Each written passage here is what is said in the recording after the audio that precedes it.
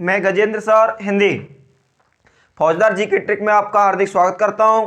और आज हम हिंदी व्याकरण में एक छोटा सा टॉपिक है, सामान्य टॉपिक है हिंदी और हिंदी में बात करते हैं। एक सामान्य टॉपिक है भाई साहब, संधि। कौन सा टॉपिक है?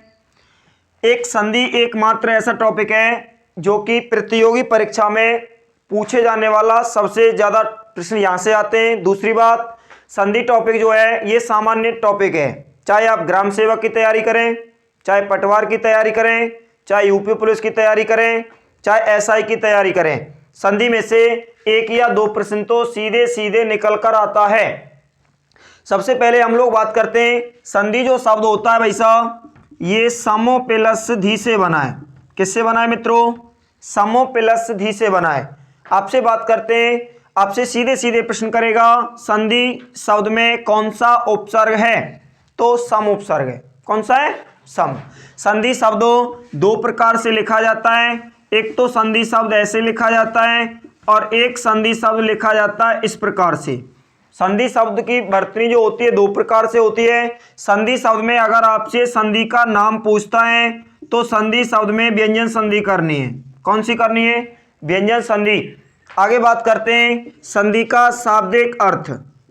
संधि का शाब्दिक अर्थ, संधि का शाब्दिक अर्थ होता है मेल, जोड़ या योग। संधि का शाब्दिक अर्थ क्या होता है? मेल, जोड़ या योग। उसके बाद में बात करते हैं हम, संधि का शाब्दिक अर्थ हो गया मेल, जोड़, योग। आगे बात करते हैं संधि की परिभाषा कि सर संधि किसे कहा जाता है। तो देखो, संधि की परिभाषा पढ़ने से पहले एक छोटी सी बात और ध्यान रखनी है। संधि जो होता है, संधि शब्द को सन्निधि के नाम से भी जानते हैं। संधि कहें या सन्निधि कहें एक ही बात होती है। संधि की परिभाषा को लेकर बात करते हैं तो यहां पर परिभाषा बन जाएगी दो ध्वनि बेकार या दो वर्णों के मेल से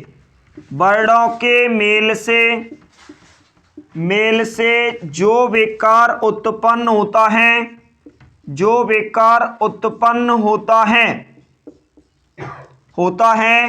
उसे संधि कहते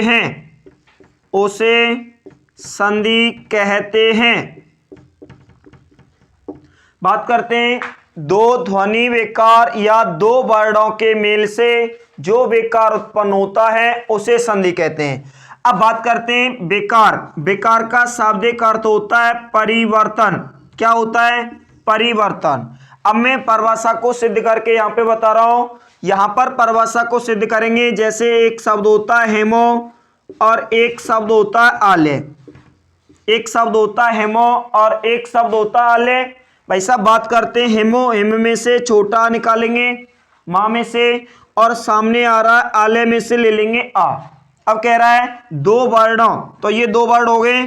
दो वर्णों के मेल से, इन दोनों का मेल करा रहे, मेल से जो बेकार, बेकार का मतलब है परिवर्तन, तो इन दोनों के मेल से ये वाला बेकार उत्पन्न हो गया है। क्या उत्पन्न हो गया है? बेकार। तो दो वर्णों के मेल से जो बेकार उत्पन्न होता है इसे हम कहेंगे बेकार।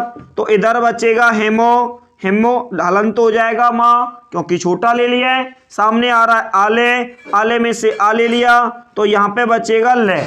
अब बात करते हैं बढ़िया की मात्रा इस प्रकार से होती है, ये मात्रा जो लगेगी वो माँ में लगेगी। तो भाई साहब माँ में बढ़िया की मात्रा इस प्रकार से लगा दी, ले पीछे बच रहा है तो शब्द क्या बन गया? हिमालय। हिमालय जो शब्द है ये संधि का उदाहरण है। संधि यहाँ पे हुई है आ और आ दोनों के मेल से बढ़ा कर दिया है। इस शब्द में दीर्घ संधि है। कौन सी संधि है? दीर्घ संधि। आगे बात करते हैं,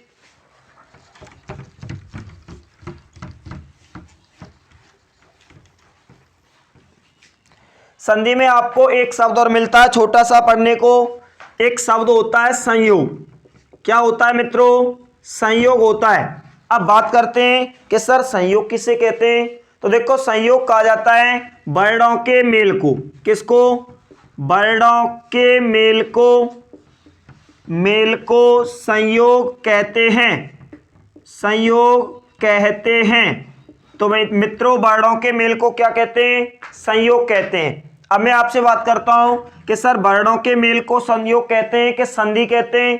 तो संधि और संयोग दोनों में छोटा सा अंतर है। संधि में क्या होता था, मैंने दो वर्णों के मेल से जो विकार उत्पन्न होता है उसे संधि कहते हैं, लेकिन संयोग में ऐसा नहीं होता है। यहां पर दो वर्णों का मेल होता है, मेल कराने पर वर्णों के मेल से विकार उत्पन्न नहीं होगा। क्या नहीं होगा? विकार उत्पन्न।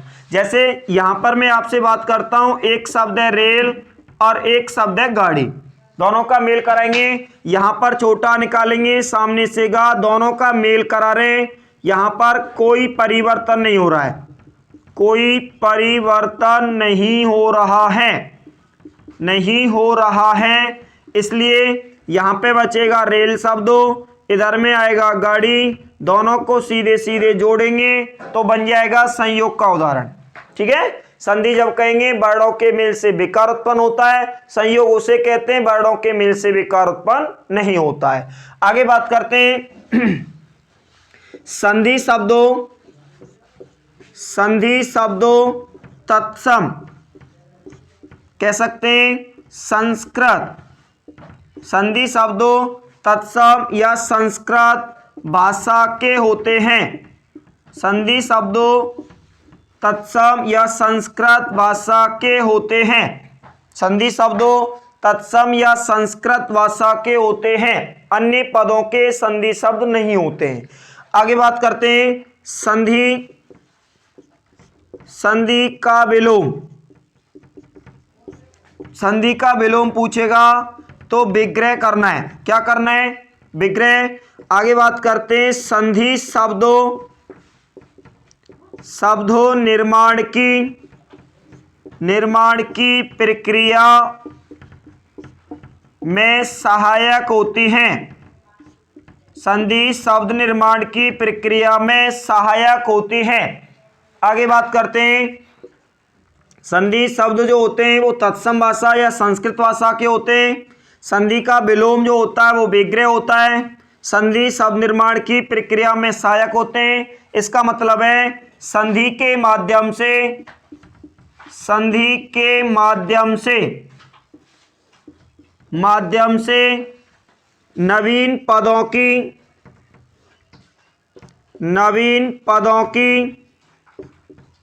रचना की जाती है, नवीन पदों की रचना की जाती है। आगे बात करते हैं, आपसे सीधे सीधे प्रश्न आएगा कि संधि के तत्व कितने होते हैं। तो संधि के तत्व अगर पूछता है, संधि के तत्व, तो संधि के तत्व हमें करने 4। पहला इसमें होता है आदेश, आदेश। दूसरा इसमें होता है एकादेश। तीसरा इसमें होता है आगम। चौथा इसमें होता है लोप। तो संधि के अगर आपसे तत्व पूछता है तो इसके तत्व करने 4। कितने करने? 4। पहला कौन सा? आदेश। दूसरा कौन सा? एकादेश। तीसरा कौन सा? आगम। चौथा कौन सा? लोप। अब बात करते हैं मित्रों इन शब्दों का सर प्रयोग कहाँ होता है। तो देखो इन शब्दों का प्रयोग जब आप संधि टॉपिक किताबों में से पढ़ते हैं तो किताबों में किसी संधि में तो आपको आदेश शब्द मिल जाएगा, किसी संधि में आपको एकादेश शब्द मिलेगा, किसी संधि में आपको आगम शब्द मिलेगा, किसी संधि में आपको लोप शब्द मिलेगा। इन चारों में अंतर है छोटा सा। कैसे? देखो आदेश का मतलब होता है जब पहला और दूसरा वर्ड दोनों के स्थान पर नया वर्ड आता है, नया वर्ड आता है तो उसे कहते हैं आदेश। जैसे मैं आपसे बात करूं, एक शब्द होता है यहां पर मुर और एक शब्द है अरी। इधर से छोटा लिया, सामने से छोटा लिया, इन दोनों के स्थान पे कर दिया बड़ा, तो परिवर्तन दोनों के स्थान पे हो रहा है, इसे क्या कहेंगे? आदेश कहेंगे। आगे कह रहा है एकादेश, नाम से स्पष्ट हो रहा है एक प्लस आदेश। तो यहां पर पहला वर्ड लिया, दूसरा वर्ड लिया और इसी एक के स्थान पर नया वर्ड रख दिया, तो इसे कहते हैं क्या? एकादेश। जैसे शब्द होता है प्रति प्लस एक, इधर से छोटी निकाली, सामने से ए निकाला, ई के स्थान पे कर दिया या, तो यहाँ पे परिवर्तन एक के स्थान पे हुआ है, यहाँ पे शब्द बन जाएगा प्रत्येक, यहाँ पे शब्द बन जाएगा मुरारी।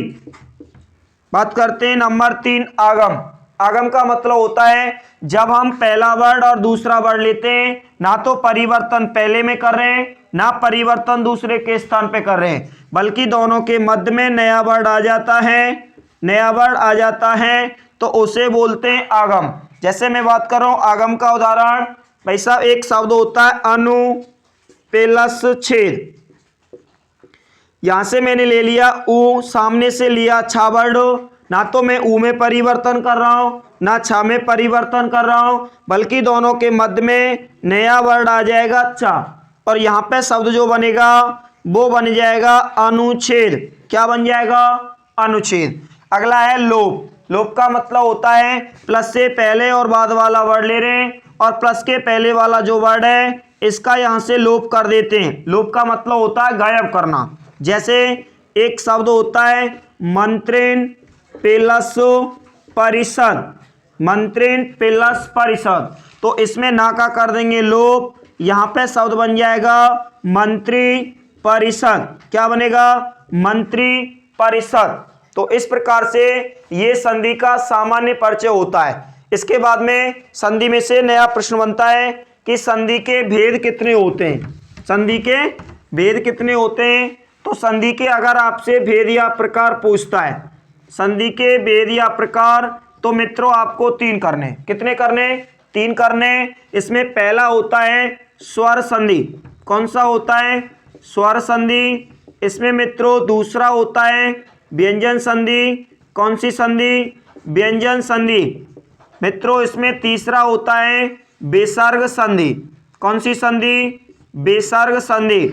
आपसे पूछेगा कि संधि के भेद या प्रकार कितने होते हैं, तो मित्रों हमें 3 करने। पहला है स्वर संधि, दूसरा व्यंजन है और तीसरा विसर्ग है।